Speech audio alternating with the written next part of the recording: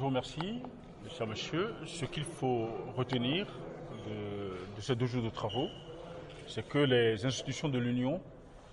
soucieuses de réunir les conditions nécessaires à l'amélioration du niveau d'investissement privé dans les infrastructures dans les pays de l'Union, ont engagé des réflexions sur l'harmonisation du cadre institutionnel et réglementaire du financement privé des investissements, ont convié pendant ces 2 jours, ici à Lomé, à la BOAD, l'ensemble des parties prenantes, c'est-à-dire les représentants des États, les avocats, des banquiers, des opérateurs économiques, tous ceux qui, d'une façon ou d'une autre, contribuent à la décision d'investissement du secteur privé, pour connaître leur réaction sur les réflexions produites par le consultant commis à cet effet et procéder à la validation de ces recommandations, avec naturellement les apports spécifiques qui peuvent être ceux de ces professionnels et de ces experts. Le souci étant d'alimenter des travaux en cours à la Commission de l'UEMOA sur la définition d'une stratégie de promotion de partenariat public-privé et le cadre réglementaire y afférent.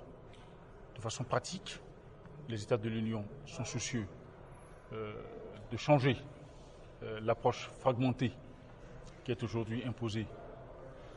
à ceux qui veulent investir dans l'Union, de les sécuriser dans les droits afférents aux investissements en infrastructure, de sorte à assurer la rentabilité de ces investissements et à les voir plus nombreux ici. Pendant ces 3 jours, avec la commission de l'UEMOA, nous avons réfléchi et validé, la commission de l'UEMOA et tous ces experts dont je vous ai parlé, nous avons réfléchi et validé un certain nombre de propositions, dont les plus importantes sont la recherche, la définition d'un statut d'opérateur régional pour permettre à ceux qui investissent dans l'Union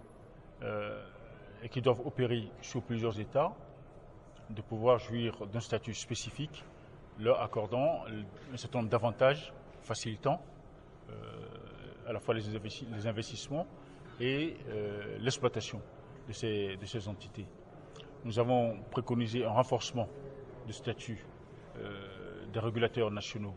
à cet effet. Nous avons recommandé qu'il y ait une directive proposée par la commission de l'UEMOA sur la fiscalité des partenariats publics-privés et que soit relancée la réflexion sur le code communautaire des investissements qui était en gestation. Nous avons également recommandé qu'il y ait une approche régionale dorénavant de projets qui affectent plusieurs États ou qui sont susceptibles d'avoir un impact régionaux et que, dans la mesure du possible, les États puissent se référer à des entités régionales pour valider ces investissements.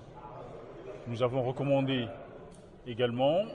au niveau du cadre réglementaire de façon plus spécifique encore, l'exclusion des délégations du service public de code des marchés publics et que la commission de l'UEMOA produise une directive sur ces délégations de service public et que ces directives soient transposées le plus rapidement possible dans les législations nationales. Il y a encore beaucoup d'autres recommandations, je ne vais pas vous les citer toutes. Quelques-unes encore, notamment le recours croissant à certaines facilités de financement que nous avons mises en place à la BOAD pour faciliter le financement des PPP. Nos réflexions sur le renforcement du rôle des caisses de sécurité sociale et des caisses de retraite dans le financement des investissements en infrastructure, par exemple. Voilà, donc on a essayé de faire des recommandations fortes à la hauteur de l'importance du sujet pour les États de l'Union. Quelles sont les mesures prises pour une mise en œuvre effective de toutes ces recommandations pour la zone euro? La première mesure, c'est le caractère pratique de nos démarches. Nous sommes avec la commission de l'UEMOA. Vous avez pu voir que vous pouvez voir que je suis encadré par deux de mes collègues de l'UEMOA, qui vont donc s'efforcer dans les prochains jours de traduire tout ce qui a été dit ici dans les directives, dans les projets de directives qui sont déjà en cours de traitement à la Commission pour les soumettre aux organes de validation de la Commission. Et donc le Conseil des ministres de l'UEMOA aura à se prononcer dans un avenir proche sur ces sujets. C'est important pour nous parce que, comme je vous l'ai dit, l'Union a comme projet, a confié à la BOAD, de mettre sur pied un fonds d'investissement